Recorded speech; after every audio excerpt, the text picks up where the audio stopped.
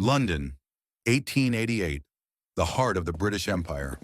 Beneath the polished boots of the wealthy and the grandeur of Queen Victoria's reign, something sinister stirred in the shadows.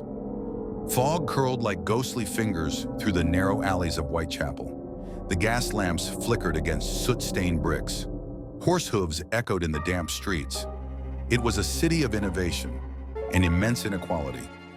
Amid this, a name emerged that would echo for more than a century: Jack the Ripper.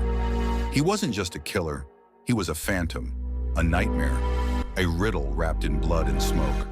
Tonight we travel back into the smog-choked heart of Victorian London. We'll explore the world he haunted, the women whose lives he stole, the letters, the suspects, and the dark cultural legacy that never faded. This is the story of Jack the Ripper. Part 1. The setting. To understand the Ripper, we must first understand Whitechapel. London in 1888 was a city divided. The West End glowed with opulence, carriages, and gaslit ballrooms. But the East End, especially Whitechapel, was a world apart. It was overrun with poverty, disease, and despair. Immigrants, mostly Jewish refugees fleeing pogroms in Eastern Europe, had flooded into the area. They were met with suspicion and racism. Tensions simmered in the streets. Whitechapel's labyrinth of alleyways and courts was a breeding ground for crime. Houses were overpacked. 10 or 12 people often shared one room. Water was scarce. Sewage overflowed. Rats were everywhere. Most tragic of all were the women. For many, sex work was not a choice. It was survival. With no social safety nets, no opportunities and mouths to feed, many turned to the streets under gaslight. Whitechapel in 1888 was ripe for a predator. Part 2. The victims. Between August and November of that dreadful year, 5 women were slain in horrifying fashion. They would come to be known as the Canonical Five. Mary Ann Nichols was the first, found in the early hours of August 31st. Her throat was slashed and her abdomen mutilated. It shocked even the seasoned police officers. Next, Annie Chapman on September 8th. Her body was discovered near a backyard. Her organs had been removed. The killer seemed to know where to cut. Then came the double event on September 30th. Elizabeth Stride was found first, her throat freshly cut.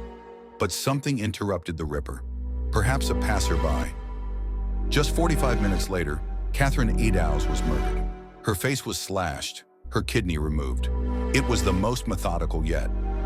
Finally, on November 9th, came the most brutal. Mary Jane Kelly, murdered in her room. She was disemboweled and mutilated beyond recognition. These women were not just names on a page. They were mothers, daughters, and workers.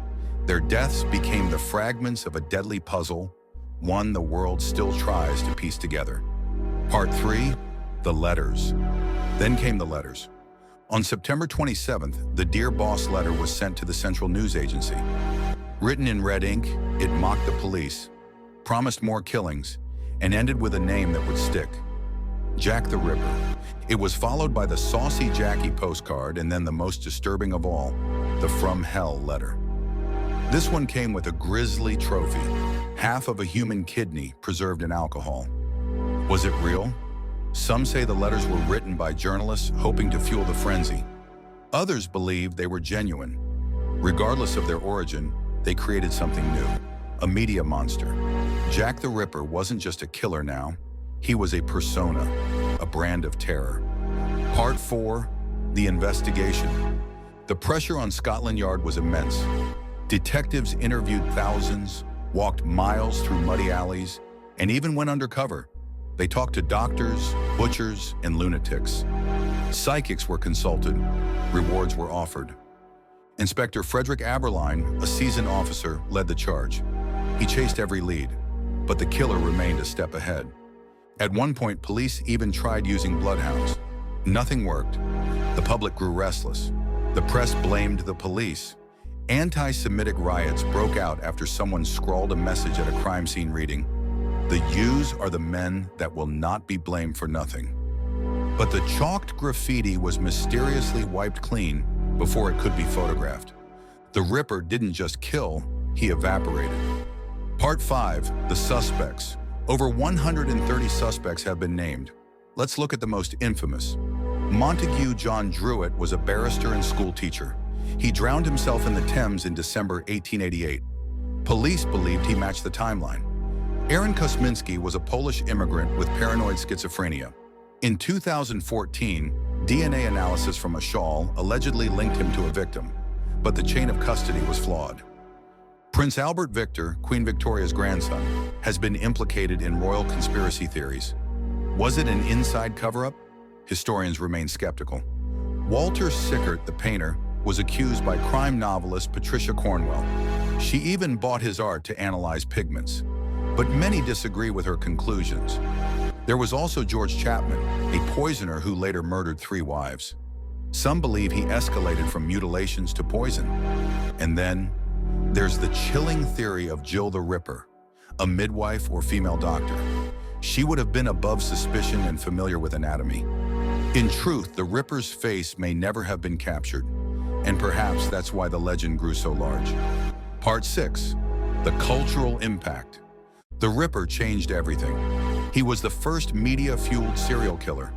Newspapers printed gruesome illustrations. Penny Dreadfuls sold out. People reenacted the crimes in stage plays. Madame Tussauds added a Ripper scene to their wax museum. The public was obsessed, and that obsession never stopped. He's appeared in books, movies, video games. Batman hunted him. Sherlock Holmes battled him. There are Ripper tours in London that walk the exact murder paths. He became not just a man, but a myth, an idea, a symbol of the monster that walks among us. And still we ask, who was he? Why did he stop? And why was he never caught? Part 7. The legacy. Jack the Ripper left more than victims. He left a blueprint. He changed how police investigate murder. The idea of a signature killer, someone who escalates, who has a pattern, that started with Jack. He also changed how media fuels fear. Sensational journalism became the norm, and public fear became a tool for profit. But deeper than all of that, he left us with a mystery. One so dark, so fascinating, it became immortal. Maybe that's why we keep coming back to the fog, to the gaslight, to Whitechapel. Because the Ripper isn't just a tale of murder, he's a symbol of the unknown, of the monster behind the mask, and of our eternal need to bring shadows into the light. So who was Jack the Ripper? A man, a myth, a message? We may never know. But every echo in a dark alley, every cold case left unsolved, every nightmare that slips through the cracks of reason, they all lead back to London, back to 1888, back to the phantom who vanished into fog. If this tale chilled you, intrigued you, or left you wondering, there are more shadows yet to explore. Subscribe to Timeless Tales for more stories lost in the fog of history. Until next time, keep your lantern lit and your eyes on the alleyway.